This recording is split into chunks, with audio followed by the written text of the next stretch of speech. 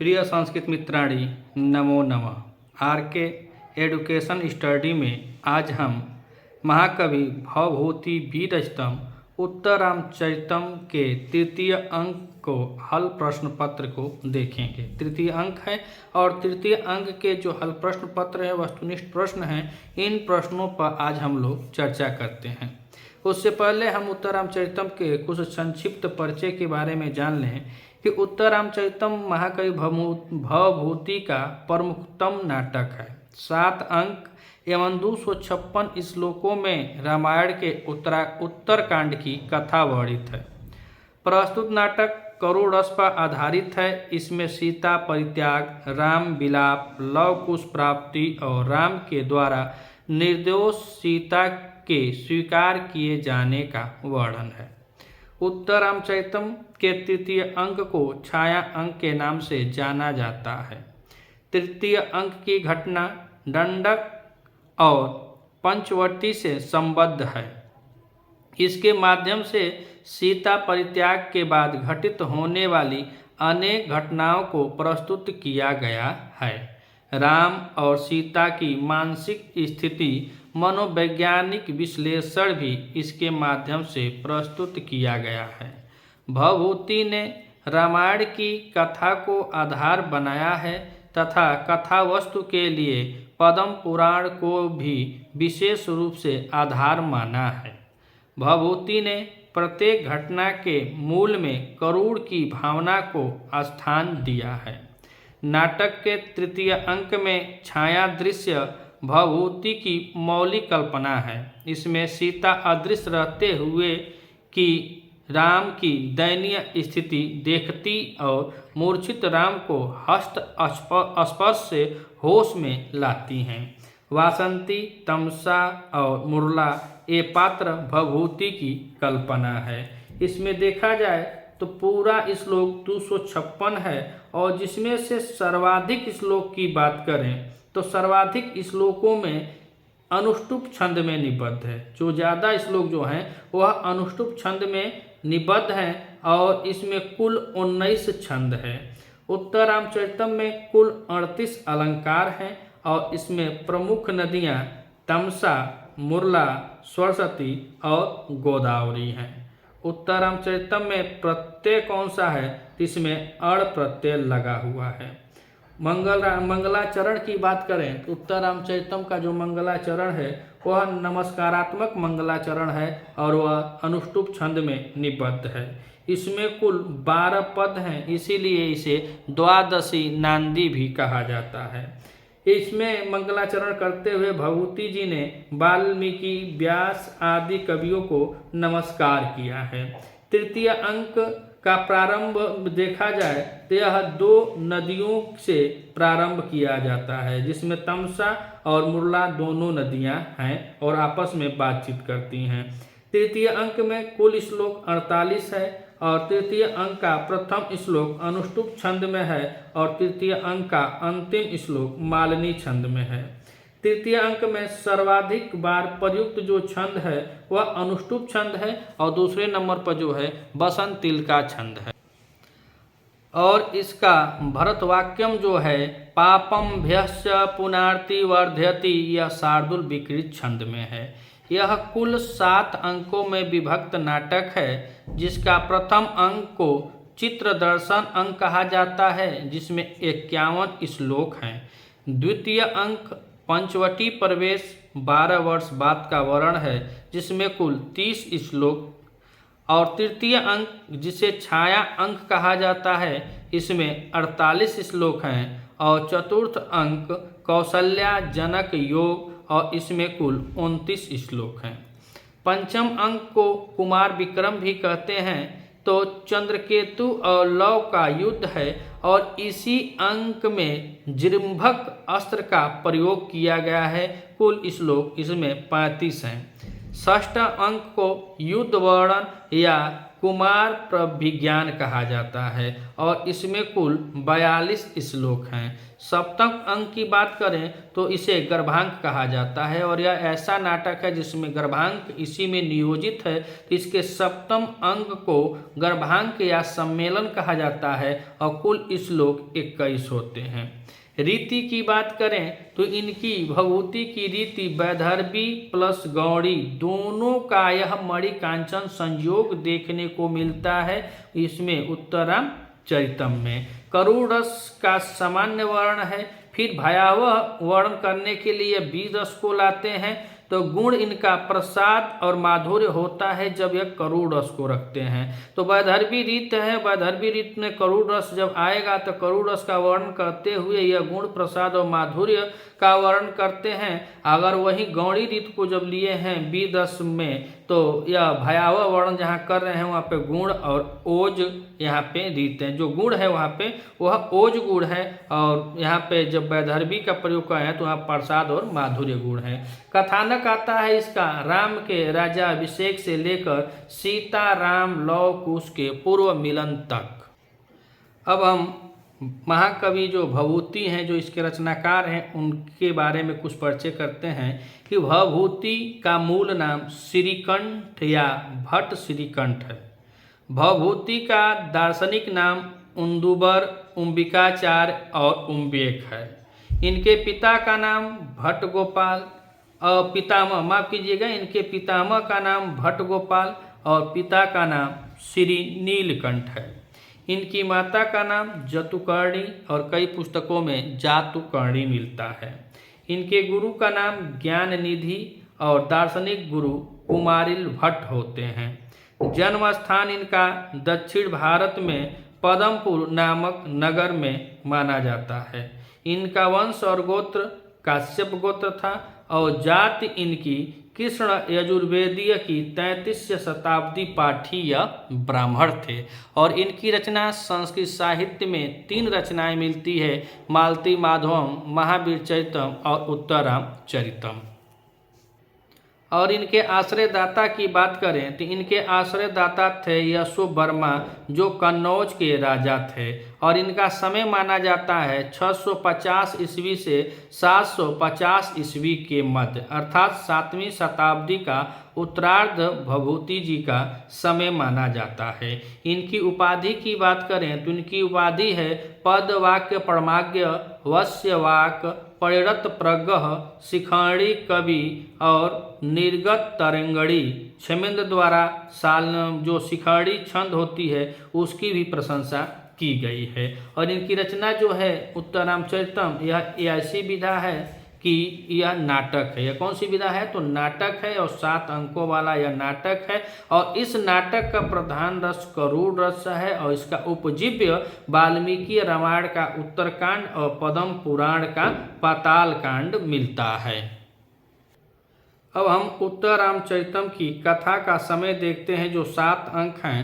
तो 7 अंक में क्या क्या वर्णित है उस पर भी हम संक्षिप्त में प्रकाश डाल लेते हैं। उत्तरामचरितम में 12 वर्ष की बाद की घटना का वर्णन है। पहला अंक और पहले अंक को ही चित्र दर्शन कहा जाता है। तो पहला अंक में यह जो बताया गया है तो इसमें यह कह रहे हैं कि जब इस अंक का प्रारंभ होता है तो यह कौन समय होता है। ये प्रश्न आता है कि जब यह प्रारंभ होता है तो उसका समय क्या होता है। तो यह प्रथम अंक से ही शुरू होता है कि इस अंक का प्रारंभ दिन के मध्योत्तर अर्थात दोपहर के बाद का समय होता है। उससे पूर्व राम की माताएं वशिष्ठ अरुंधति आदि श्रृंग ऋषि के यज्ञ में चली जाती हैं। अपराह्न के बाद जब अपराह्न होता है उसके बाद राम धर्मासन छोड़ते हैं और सायंकाल के समय लक्ष्मण सीता को लेकर के वन में छोड़ने जाते हैं। तब सीता पूर्ण गर्भावस्था में होती है। यह प्रथम अंक में वर्णित होता है। अब हम दूसरे अंक की बात करें तो दूसरे अंक को कहा जाता है पंचवटी प्रवेश और पंचवटी प्रवेश में इस अंक की घटना 12 वर्ष बाद की है। लव कुश 12 वर्ष के हो गए हैं और ऋषि श्रृंग का 12 वर्ष चलने वाला यज्ञ समाप्त हो गया है। आपोत्रेयी और वासंती संवाद है, मध्याह्न की सूचना देते हैं। यह दूसरे अंक में वर्णित है। अब हम बात करें अंक 3 और तीसरे अंक को छाया अंक भी कहा जाता है। इस अंक में दिन का समय होता है और इस दिन की घटना उसी दिन अपराह्न की घटना है जिस दिन लव कुश की 12वीं वर्षगांठ मनाई जा रही है। अब आया चतुर्थ अंक। चतुर्थ अंक में कहा जाता है कौशल्या जनक योग। इस अंक की घटना संभवतः एक दिन की बाद की है। राम संभवतः एक दिन बाद पंचवटी और दंडक वन के दर्शनार्थ रुक गए थे। फिर अंक 5 में, तो 5वें अंक को कहा जाता है क्या, चंद्रकेतु, और उसका वर्णन मिलता है 5वें अंक में ही। इसे कुमार विक्रम कहा जाता है। तो इस अंक में 4 और 5 एक ही दिन की घटना है। जो अंक 4 में है वही अंक 5 में है। तो यह दोनों एक ही दिन की घटना है और दोनों के बीच में 1 या 2 घंटे का व्यवधान हो सकता है। लगभग यह एक ही दिन की घटना है। अब अंक 6 और 6वें अंक को कहा जाता है। तो 6ठे अंक की बात करें तो इसमें युद्ध वर्णन है और युद्ध वर्णन में तो अंक 5 की घटना के तुरंत बाद ही अंक 6 की घटना प्रारंभ होती है। अंक 4, 5, 6 एक दिन की ही घटनाएं हैं। अंक 6 के प्रारंभ में लव और चंद्रकेतु का युद्ध चला था। उसके बाद आता है सप्तम अंक और सप्तम अंक को कहा जाता है क्या, गर्भांग या सम्मेलन अंक। इस अंक में संभवतः यह घटना एक दिन बाद अर्थात अगले दिन प्रारंभ हुई। इस अवसर पर राम आदि सभी आश्रम में उपस्थित थे। अगले ही दिन गर्भ नाटक दिखाया गया। इसमें कुल नाटक पात्र जो हैं तो कुल पुरुष पात्र 19 हैं और स्त्री पात्र 11 हैं। तो हम देखेंगे तो उत्तर रामचरितम में तो कुल कितने पात्र हैं, तो कुल 30 पात्रों का वर्णन मिलता है।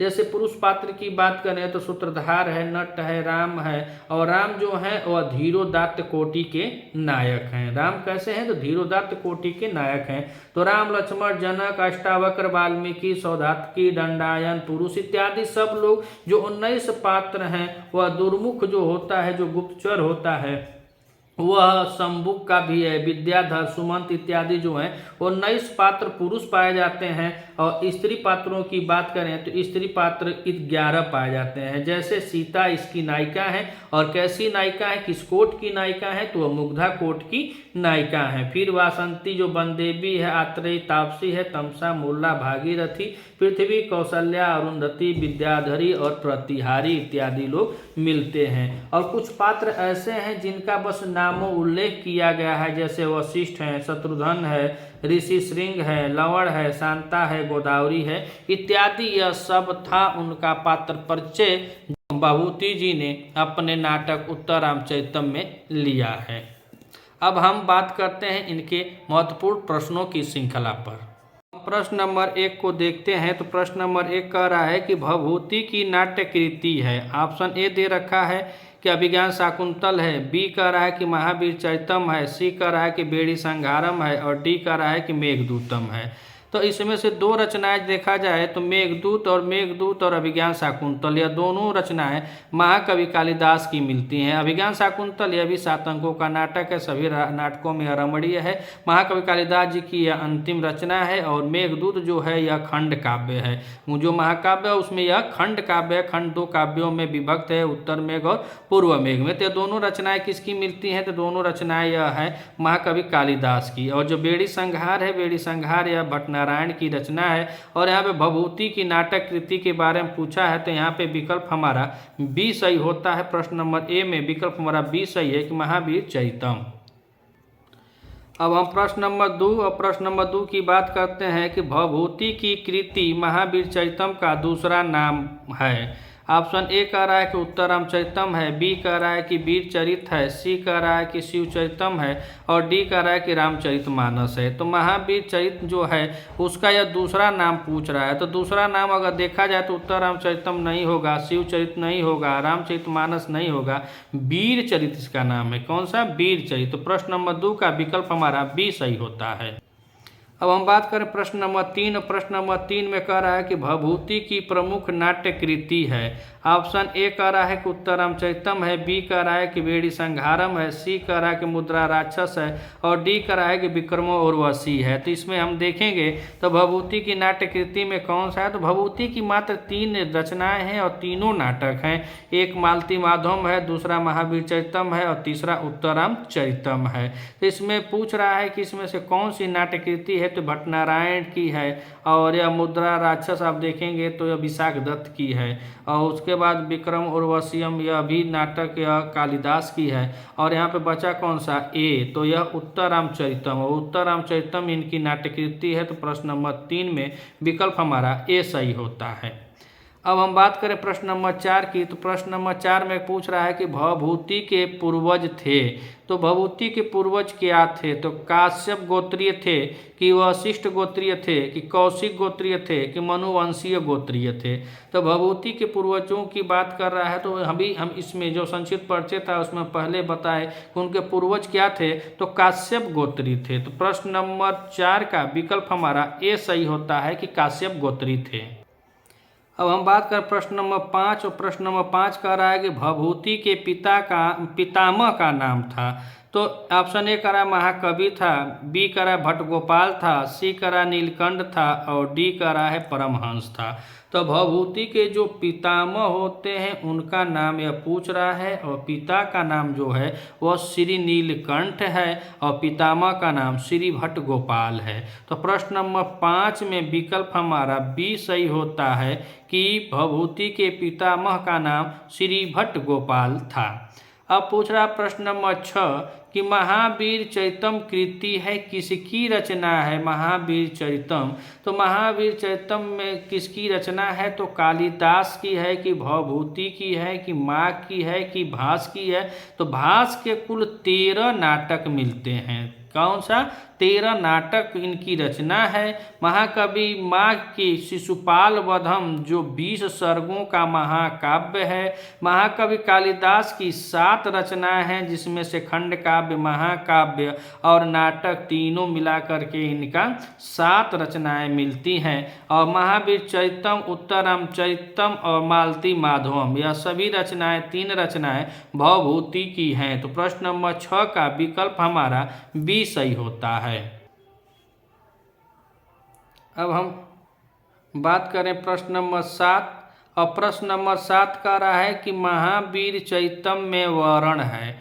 ऑप्शन ए कह रहा है कि राम के चरित्र का मध्य भाग वर्णन है, राम के चरित्र का प्रथम भाग का वर्णन है, राम के चरित्र का उत्तर भाग का वर्णन है और डी कह रहा है कि इनमें से कोई नहीं। तो महावीर चरितम जो है तो उत्तर रामचरितम जो इनकी रचना है भभूति जी की, तो उत्तर रामचरितम में भगवान राम के चरित्र के उत्तर भाग का वर्णन मिलता है। और हम बात करें विकल्प बी में और विकल्प ए, तो विकल्प ए में मध्यम भाग का तो यह नहीं है, यहाँ पे विकल्प बी सही होगा कि यहाँ के जो महावीर चरितम है वह महाकवि भभूति ने जो महावीर चरितम में वर्णन किया है वह मर्यादा पुरुषोत्तम भगवान रामचंद्र के प्रथम भाग का वर्णन किया है, उनके चरित्र का प्रथम भाग का वर्णन मिलता है। अब हम प्रश्न नंबर 8 और प्रश्न नंबर 8 को देखें तो पूछ रहा है कि भभूति निवासी थे। ऑप्शन ए दक्षिण भारत में पदमपुर के थे कि बी केरल के थे कि सी मद्रास के थे और डी कराई इनमें से कहीं के नहीं थे। तो मद्रास के नहीं थे, केरल की भी नहीं थे, यह दक्षिण भारत के पदमपुर के निवासी थे। तो प्रश्न नंबर 8 का विकल्प ए सही होता है। अब हम प्रश्न नंबर 9 और प्रश्न नंबर 9 को देखें तो पूछ रहा है कि भवभूति के पूर्वज अध्येता थे। ऑप्शन ए तैत्रीय शाखा के थे, ऑप्शन बी कंठ शाखा के, सी कह रहे हैं कपिलस्थ शाखा के और डी कह रहे हैं मैत्रेय शाखा के। तो प्रश्न नंबर 9 में हम देखें तो भवभूति के पूर्वज अध्येता थे। तो हमने साहित्य परिचय में ही बता दिया जो सामान्य परिचय था, तो उसमें यह बताया गया कि तैत्रीय शाखा के थे। किसके थे? तैत्रीय शाखा के। तो प्रश्न नंबर 9 का विकल्प हमारा ए सही होता है। अब हम बात करें प्रश्न नंबर 10। प्रश्न नंबर 10 कह रहा है कि भवभूति के पिता का नाम था। तो पितामह का नाम इनके भट्टगोपाल था और पिता का नाम नीलकंठ था। और यहाँ पे 2 ऑप्शन और दिया है, परमहंस और चित्रभानु गलत हो जाता है। यहाँ पे भभूति के पिता का नाम श्री नीलकंठ होता है। तो प्रश्न नंबर 10 का विकल्प हमारा बी सही हो जाएगा। अब हम बात करते हैं प्रश्न नंबर 11। प्रश्न नंबर 11 कह रहा है कि ईदृशानाम निपाको अपि जायते परमाद्भुतः सूक्ति में किससे आश्चर्य हो रहा है। तो बड़े आश्चर्य के साथ कौन कह रहा है कि ईदृशानाम निपाको अपि जायते परमाद्भुतः। तो ऑप्शन कह रहा है ए मुरला को हुआ, बी तमसा को, सी गोदावरी को और डी कह रहा है गंगा को। तो जब हम उत्तर रामचरितम पढ़ेंगे तृतीय अंक, तो यह तृतीय अंक में ही यह मिलता है कि ईदृशानाम निपाको अपि जायते परमाद्भुत, यह मुरला का कथन होता है। किसका कथन होता है? मुरला का कथन होता है। तो प्रश्न नंबर 11 में विकल्प हमारा ए सही हो जाता है। अब हम बात करें प्रश्न नंबर 12। अब 12 नंबर प्रश्न कह रहा है कि राम भद्रो अप्यागत एवेति तर्कयामि कथन है मुरला का है कि तमसा का है कि गोदावरी का है कि गंगा का है। तो प्रश्न नंबर 12 को हम देखेंगे कि राम भद्रो अप्यागतः एवति तर्कयामि, यह कथन किसका मिलता है? तो यह कथन मुरला का मिलता है। तो प्रश्न नंबर 12 में विकल्प हमारा ए सही हो जाता है कि यह मुरला का कथन है। अब हम प्रश्न नंबर 13 और प्रश्न नंबर 13 को देखेंगे तो इसमें कह रहा है कि उद्दामेनः द्विरदपतिना सन्नित्याभियुक्त अंश उद्धृत है। तो उद्दामेनो जो उदंड हाथी होता है वह किसके निकट आता है? यह वर्णन कहाँ है? हाथियों का वर्णन तृतीय अंक में उत्तर रामचरितम में है। तो तृतीय अंक के उत्तर रामचरितम का जो तृतीय अंक है उसी में है कि उद्दामेन द्विपतिना जो उदंडित हाथी था उनके पास आ गया जब राम माता सीता के द्वारा जो पालक करभक होता है वह बहुत सयान हो गया है, जवान हो गया है, वह अपनी पत्नी के साथ नदी स्नान कर रहा है गोदावरी के तट पर। तो वहीं पे यह सब कहानी होती है, वहीं का यह श्लोक है कि उद्दामेन द्विपतिनाम सन्निध्यापति युक्त अंश उद्धृत है। तो उत्तर रामचरितम से है। प्रश्न नंबर 13 का विकल्प हमारा सी सही होता है। प्रश्न नंबर 14। प्रश्न नंबर 14 कह रहा है कि सूर्यते तपस्यतः किल शूद्रस्य दंड धारणार्थ इक्ष्वाकुः राजा जन स्थानं मागतः इति कथन। ऑप्शन ए है तमसा का कथन है, बी है मुरला का कथन है, सी है गौतमी का कथन है और डी कर है शकुंतला का कथन है। तो हम इसमें से देखेंगे तो गौतमी और जो शकुंतला है, जो 2 विकल्प है यह तो अपने आप कट जाएंगे, क्योंकि यह महाकवि कालिदास की रचना अभिज्ञान शाकुंतल में है। अभिज्ञान शाकुंतल की नायिका है शकुंतला और यह गोमती जो है यह आश्रम की वृद्ध तापसी होती है। बचा हमारा 2 ऑप्शन, मुरला कहती है कि तमसा कहती है। तो यह वाक्यांश जो है यह तमसा कहती है। तो प्रश्न नंबर 14 का विकल्प हमारा ए सही होता है। अब हम बात करें प्रश्न नंबर 15 और प्रश्न नंबर 15 में कह रहे हैं कि स्पर्श पूरा परिचितो नियतम स एव श्लोकांश में किसका कथन है। तो यह कथन पूछ रहा है कि यह किसका कथन है। जब वह मूर्छित हो जाते हैं भगवान रामचंद्र जी, तो भगवान रामचंद्र जी के मूर्छित अवस्था में तमसा सीता से कहती है कि हे वत्से जाकर तुम इनको स्पर्श करो, यह जगत के पति है, तीनों लोक के स्वामी हैं, इनको तुम स्पर्श करो, तुम्हारे स्पर्श के अनुरक्त हैं और कोई कैसे स्पर्श करेगा, तुम ही स्पर्श करो। तो मूर्छित अवस्था में जब सीता जी राम को स्पर्श करती हैं तो वह पूरा प्रफुल्लित हो करके प्रफुल्लित मन से प्रसन्न होते हैं, उनकी मूर्छा हट जाती है।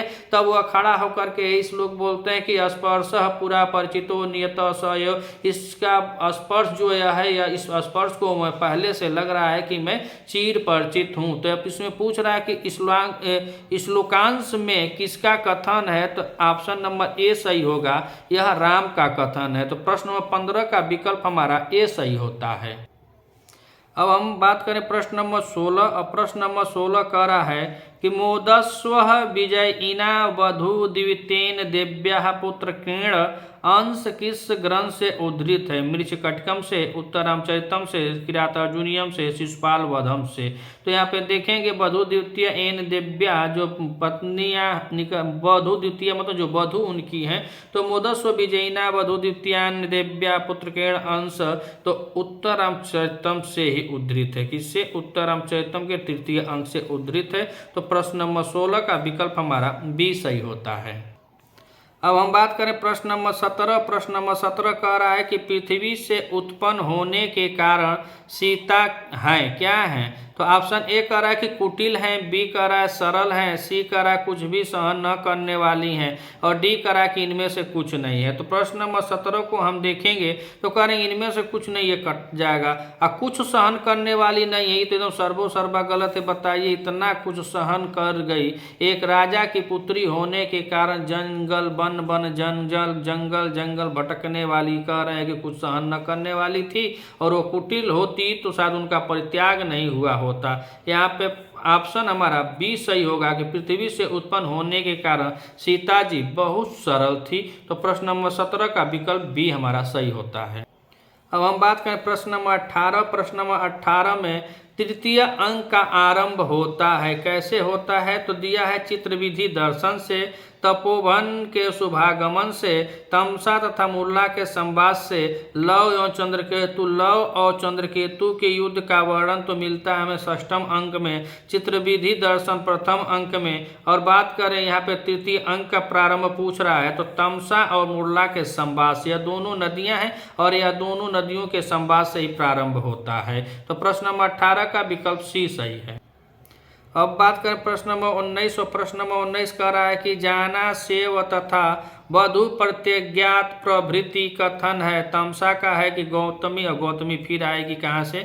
अभिज्ञान शाकुंतल से। मुरला का है कि सीता का है। तो 3 कथन है और 4 ऑप्शन दिया है, लेकिन ऑप्शन में एक काट हम दिए जो गौतमी है वो तो अभिज्ञान शाकुंतल की है। तो अब इसमें तमसा भी उत्तर रामचरितम की है, मुरला भी है और सीता जी भी है। तो देखिए, जानस्येव तथा वधु परित्याग प्रभृति कथन किसका है? तो प्रश्न नंबर 19, और प्रश्न नंबर 19 में कथन किसका है? तो मुरला का है। तो प्रश्न नंबर 19 में विकल्प हमारा सी सही होता है। अब इस श्रृंखला का अंतिम प्रश्न है प्रश्न नंबर 20, और प्रश्न नंबर 20 को हम देखेंगे तो पूछ रहा है कि प्रतिकाश में प्रत्यय जुड़ा है, कौन सा प्रत्यय जुड़ा है? घय प्रत्यय जुड़ा है, किणय प्रत्यय जुड़ा है, किड़त प्रत्यय जुटा है, कि ल्युट प्रत्यय जुटा है? तो प्रतिकाश, और प्रतिकाश शब्द जो पहले ही श्लोक में आता है कि पुटपाक प्रतिकाशो, तो वहीं से पूछा गया है कि प्रतिकाश में प्रत्यय पूछ रहा है। तो प्रतिकाश में विसर्ग में घाय प्रत्यय लगा हुआ है। कौन सा प्रत्यय लगा हुआ है? घाय प्रत्यय लगा हुआ है। तो प्रश्न नंबर 20 का विकल्प हमारा ए सही होता है। अब हम यहीं पे लेते हैं विराम। इसके बाद इसके 20 प्रश्नों के आगे का जो 2 पार्ट 3 पार्ट में जितने प्रश्न होंगे वह सब आप लोगों के समकक्ष भाग 2 भाग 3 में हम भेजेंगे। बहुत आसान और सरल भाषा में इसका हम हल कर करके आपके समकक्ष भेजेंगे। अब यहाँ से हम यहाँ पे इसको रोक देते हैं। इसके बाद मिलते हैं अगले वीडियो में। अगर आप इस चैनल पे नए हैं तो चैनल को सब्सक्राइब कीजिएगा, अधिक से अधिक अपने मित्रों के पास शेयर कीजिएगा। वीडियो अच्छा लगे तब पहले पढ़ लीजिएगा, अच्छा लगे तब शेयर कीजिएगा, नहीं तो कोई मित्र कहेगा का आई बकलोलवा वीडियो भेज दिए हो। तो ऐसा मत कीजिएगा, अच्छा लगे तब शेयर कीजिएगा। या बहुत अच्छे अच्छे प्रश्नों के साथ हम हल प्रश्न पत्र आप लोगों के समकक्ष भेज रहे हैं। वीडियो अच्छा लगे तो लाइक करें, चैनल को सब्सक्राइब करें। मिलते हैं अगली वीडियो में, तब तक के लिए नमः संस्कृत।